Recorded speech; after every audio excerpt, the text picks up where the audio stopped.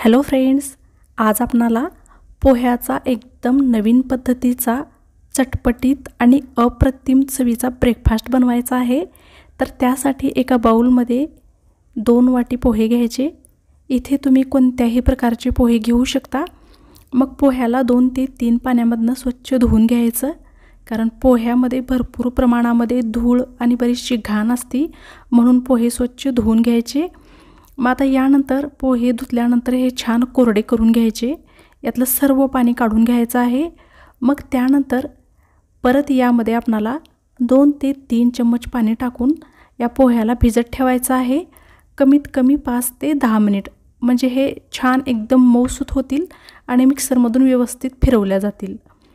अशा पद्धतीने याला 10 मिनिटासाठी साईडला ठेवून द्यायचं। आता इथे आपल्याला एक छोटंसं वाटण बनवायचं आहे। त्यासाठी एका मिक्सरच्या भांड्यामध्ये 2 ते 3 हिरव्या मिरच्या घ्यायच्या, अर्धा चम्मच जिरे घ्यायचे, 5 ते 7 लसणाच्या पाकळ्या आणि 1 इंच आलं घ्यायचं। इथे मी अर्धी वाटी भाजलेले शेंगदाणे घेतलेत। शेंगदाणे छान खरपूस भाजून घ्यायचे आणि आता याला मिक्सरमधून जाडसर फिरवून घ्यायचं आहे। याची खूप बारीक पेस्ट नाही करायची। हे पहा, अशा पद्धतीने जाडसर वाटून घ्यायचं। आता याला आपल्याला एका ताटामध्ये काढून घ्यायचं आहे। हे असं वाटण बनवल्यामुळे नाश्ता खायला खूपच चविष्ट आणि चवदार लागतो। खूप वेळेस मुलांना कांदा पोहे केले तर ते खायला आवडत नाहीत, म्हणून पोह्याचाच असा वेगळ्या पद्धतीचा स्नॅक्स बनवून दिला तर मुलं खूप आवडीने खातात। आता इथे आपले पोहे छान मऊसूत झालेले आहेत। आता याला आपणाला मिक्सरच्या भांड्यामधून वाटून घ्यायचं आहे। ज्या भांड्यामध्ये मी वाटण बनवून घेतलेलं होतं त्यामध्येच याला टाकून यामध्ये 2 ते 3 चम्मच पाणी टाकायचं आहे, म्हणजे हे आपणाला मिक्सरमधून फिरवते वेळेस चांगल्या रीतीने फिरवता येईल म्हणून। इथे जास्त पाणी नाही टाकायचं, थोडंसंच पाणी टाकून याला थोडंसं जाडसरच वाटून घ्यायचं। मुलांना मधल्या वेळेत खाण्यासाठी किंवा मग टिफिनमध्ये ब्रेकफास्ट म्हणून देण्यासाठी हा खूपच सुंदर असा स्नॅक्स आहे। आता यामध्ये आपणाला 1 वाटी पालक टाकायचा आहे। इथे मी पालक स्वच्छ निवडून धुवून मग बारीक कट करून घेतला आहे। आता यात आपणाला अर्धी वाटी हिरवीगार कोथिंबीर टाकायची। मी इथे 2 चम्मच बेसन पीठ घेतलं आहे। याला छान बाइंडिंग येण्यासाठी आपणाला बेसन पिठाचा वापर करायचा आहे।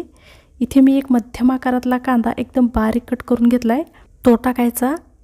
इथे अर्धा चम्मच मी तिखट घेतलं आहे, कारण आपण अगोदर यामध्ये हिरवी मिरची पण घेतलेली आहे। पाव चम्मच हळद घ्यायची, 1 चम्मच धने पावडर, अर्धा चम्मच गरम मसाला।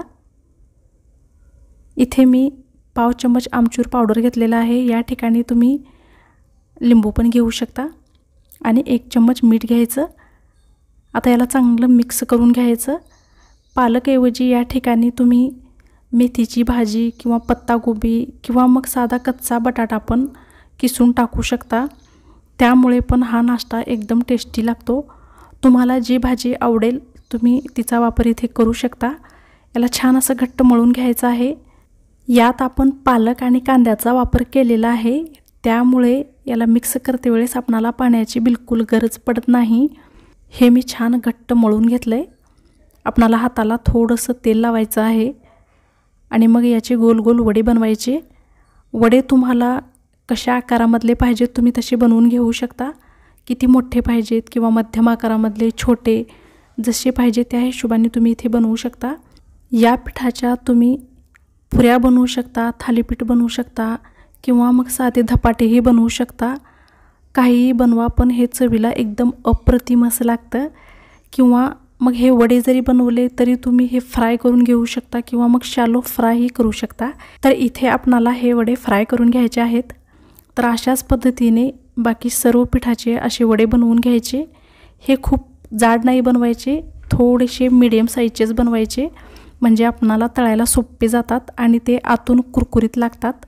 इथे कढईमध्ये मी मीडियम हीटवरती छान तेल गरम करून घेतलं आहे, तर त्यामध्ये हे वडे सोडून द्यायचे आणि दोन्ही साईडनी याला मीडियम फ्लेमवरती छान याचा एकदम तांबूस कलर होईपर्यंत याला फ्राय करायचं, म्हणजे हे आतून पण छान कुरकुरीत होतात। याला जर तुम्हाला डीप फ्राय करायचं नसेल तर तुम्ही शॅलो फ्राय करून पण बनवू शकता, तसे पण खायला खूप छान लागतात। याला असं डीप फ्राय जरी करून घेतलं तरी पण हे बिलकुल तेलकट होत नाहीत। आणि ज्या मुलांना पोहे बिलकुल आवडत नाहीत त्यांच्यासाठी तर हा स्नॅक्स तुम्ही एक वेळेस नक्की बनवा, कारण पोह्यामध्ये भरपूर प्रमाणामध्ये आयर्न असल्यामुळे आणि यामध्ये आपण पालक पण टाकलेली आहे, त्यामुळे हा स्नॅक्स एकदम पौष्टिक असा तयार होतो। तर हे पहा, अशा पद्धतीने याला एकदम छान सोनेरी रंग येईपर्यंत तळून घ्यायचा आहे, म्हणजे ते आतून पण छान तळल्या जातात। हे सर्व वडे मी इथे तळून घेतलेत। याला तुम्ही कटलेटही म्हणू शकता किंवा एकदम टेस्टी असा स्नॅक्स पण म्हणू शकता। तर हे खायला आणि चवीला खूपच अप्रतिम लागतात। तुम्ही एक वेळेस नक्की बनवून पहा। तुम्हाला हा व्हिडिओ कसा वाटला मला कमेंटमध्ये सांगा। व्हिडिओला एक लाईक करा आणि अशाच नवीन रेसिपी पाहण्यासाठी चॅनलला सबस्क्राईब करायला बिलकुल विसरू नका। Thank you.